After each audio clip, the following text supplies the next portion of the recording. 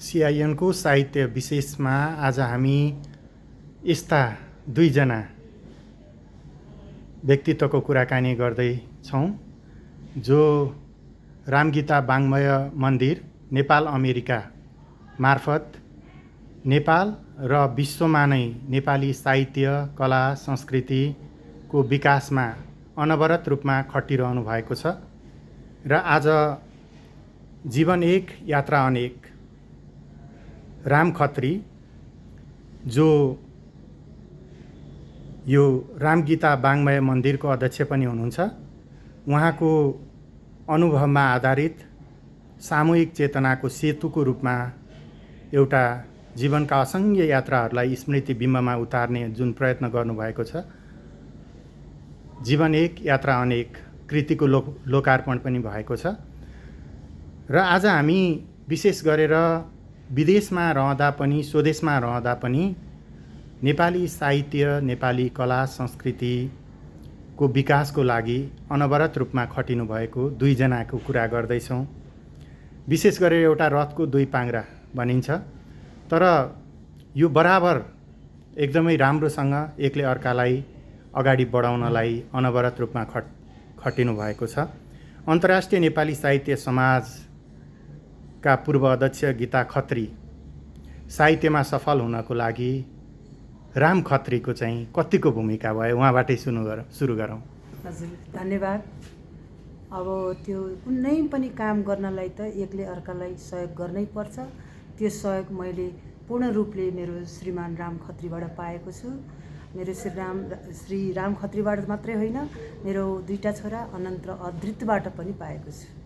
हजुर, अब विशेष गरेर साहित्यको यात्रामा लाग्नुभएको गीता खत्री को प्रेरणाबाट हो कि अब तपाईँको कलम पनि अगाडि बढ्दैछ, एउटा राम्रो जीवन एक यात्रा अनेक आएको छ, यसले दिन खोजेको के छ? प्रेरणा त अब धेरैबाट हुन्छ, धेरै कुराले पनि प्रेरणा दिन्छ।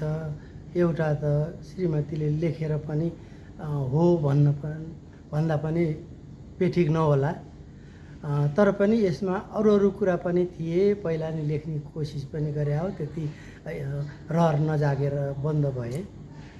अनि अब यो किताबको क्रममा पनि ये श्रीमतीकै अलिकति घचघच्याई अनि धेरै पुराना साथीहरूबाट पनि घचघच्याई भएर अनि म यो साहित्यिक माहौलमा राख्दाखेरि धेरै ठाउँमा जाने यस्तो भयो। अनि सबैले मलाई पनि लेख्छस् होला नि भन्ने र साहित्यकारै नि पनि भन्न थाले। अनि त्यसपछि मैले यसो बिचबिचमा सानोतिना लेखहरू अनि कृतिका कुनै कृतिका समीक्षा भन्ने कि त्यसलाई पाठक प्रतिक्रिया त्यो पनि लेख्न थालेँ। मान्छेहरूले खुब मन पराउन थाले। अनि त्यहाँबाट त मैले लेखेकै होला भन्ने थालेँ। अनि सुरु नै गरेको भन्ने हो भनेदेखि मलाई चाहिँ नि कविता कथा के लेख्ने, कथा लेखेका पनि छन्, नभएको त होइन। मैले प्रकाशित गर्ने सिलसिलामा यताउति परेका हुन्। अनि 81 लेख्ने मन आयो चाहिँ नि यो आफ्नै आत्मसंस्मरण भन्ने, त्यो भए चाहिँ अझ सजिलो हुन्छ कि फटाफट लेख्न सक्छु भन्ने किसिमको मनमा आयो। अनि सबैले त्यो त गर्न मिल्छ, झन् सजिलो हुन्छ तपाईँलाई पनि भने। त्यस भएर मैले सुरु गरेको हो। र यसलाई अब कहाँबाट सुरु गर्ने कसो गर्ने भन्ने एक किसिमकोले सुरुमा त अलि अन्यल जस्तो नि भयो। पछि अनि मैले आफ्नै बाल्यकाल आफ्नै जन्मथलोबाट सुरु गरिदिएर अनि हुँदै नै मैले जागिर खाएँ, जागिरबाट अवकाश लिएँ, त्यहाँसम्म पुर्याएर टुङ्ग्याएँ। अब त्यति धेरै देशहरू घुम्नु भएको छ, विभिन्न ठाउँको अब यस्तो कार्यक्रमहरूमा सहभागी हुनुहुन्छ होइन। अब विशेष गरेर नेपाल अमेरिकामै यो रामगीता वाङ्मय मन्दिरले विभिन्न कार्यक्रमहरू गरिरहेको हामी थाहा पाउँछौँ, समाचारहरू सुन्छौँ। अबको तपाईँको यात्रा चाहिँ अझ बढ्दैछ कि लेखनमा के छ? अब यो साहित्यिक माहौलमा त लागिराखेका छँदैछ। पहिला अब अरू साहित्य सङ्गठनहरूमा लागिराखेका थियो, त्यसबाट भइराखेका थियो। अब अहिले आएर चाहिँ यो आफ्नै संस्था खोलेपछि अब त्यसैमा पनि अलि बढी फोकस गर्नुपर्ने देखियो। अनि यहाँ अहिले अरू साथीभाइ सहयोग बहिनीहरूलाई चाहिँ नि बाट सहयोग लिएर हामीले यो काम गराइराखेका छौँ। अब यसलाई चाहिँ नि आफैले अलि बढी उन्नत किसिमको बनाएर अब अरूको भन्दा अलि विशेष अरूले गरेकोमा अलिअलि चित्त नबुझेका कुराहरू पनि आफूलाई चाहिने लागेको कुराहरू स्पष्ट रूपमा यसबार मार्फत लैजाने भन्ने हामी दुवैजनाको ध्येय पनि छ। हजुर, अब यो रामगीता वाङ्मय मन्दिरको अध्यक्षको हिसाबले पनि आज पनि सम्मान कार्यक्रम भयो। यो सम्मान कार्यक्रमहरूले चाहिँ साहित्यकार, रचनाकार, गीतकार उहाँहरूलाई चाहिँ कतिको प्रोत्साहन दिँदो रहेछ, तपाईँहरूले कस्तो पाउनुभयो? अब एउटा कुरा पहिला मैले संशोधन गर्नु पर्यो यो तपाईँले भनेकोमा भने यो रामगीता वाङ्मय मन्दिरको अध्यक्षमा चाहिँ नि गीता खत्री हुनुहुन्छ, म चाहिँ नि यो सदस्य सचिव जस्तो भएर बसिरहेको छु। त्यसले तर पनि अब हामी यसलाई चाहिँ आफैले सङ्गठन गरे हुनाले यसलाई चाहिँ कसरी अगाडि लैजाने र साहित्यिक माहौलमा कसरी पुर्याउने अथवा स्रष्टाहरूलाई कसरी सम्मान गर्ने, कसरी उनीहरूलाई साहित्य लेखन मार्फत सशक्त समृद्ध गराउने र उहाँहरूलाई के कुराको आवश्यकता पर्छ भन्दाखेरि हामीले केही सहयोग गर्न सक्छौँ कि भन्ने पनि ध्येय हो। र अलिअलि चाहिँ नि पुरानो ढर्रामा गइरहेको साहित्यिक माहौललाई अलिकति नयाँ पारामा पनि ल्याउनुपर्छ कि भन्ने पनि हाम्रो सोच छ। हजुर, गीता खत्रीज्यू, अब तपाईँको नेपाली साहित्यमा धेरै कृतिहरू छन्, विशेष गरेर पिरतीका फुल, किन आज उदास, भरोसा छैन जीवनको, राति फुल्ने फुल, समय बगिरहेको छ जस्ता धेरै उत्कृष्ट गीतहरू रचना गर्नुभएको छ। विभिन्न साहित्यहरू यहाँको पढ्न पाइन्छ। विशेष गरेर यो वाङ्मय मन्दिरले चाहिँ तपाईँ जस्तै साहित्यकारहरूको लागि, वरिष्ठ साहित्यकारहरूको लागि, भर्खर उदाइरहेका साहित्यकारहरूको लागि चाहिँ अबका दिनमा के गर्ने योजना छ? हजुर, धन्यवाद। योजना त धेरै छन् होइन। यसमा चाहिँ नि मलाई के लाग्छ भने जहिले पनि काम गर्दा बिस्तारै धैर्यतापूर्वक जानुपर्छ जस्तो लाग्छ। अघि तपाईँले प्रोग्राममा पनि हेर्नुभयो होला, हाम्रो जस्तै आफ्नै नाममा मात्रै थाप्ने, स्थापना गर्ने, बुवाआमाको नामबाट स्थापना गर्ने मात्रै हाम्रो परिपाटी थियो।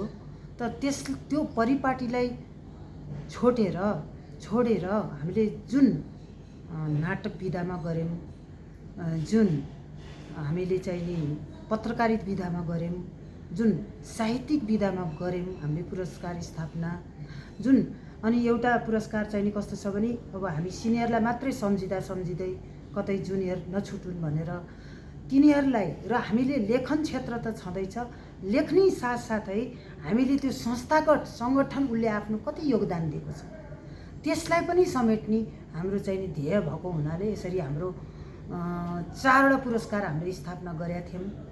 र त्यसमा चाहिँ नि फेरि मेरो श्रीमान र मैले एउटा सल्लाह गर्दा हामीले अलि सिनियरलाई चाहिँ कसरी दिने त भन्दा लाइफ टाइम एचिभमेन्टको पनि यसपटकैदेखि हो त्यो चाहिँ 2टा पुरस्कार स्थापना गऱ्यौँ।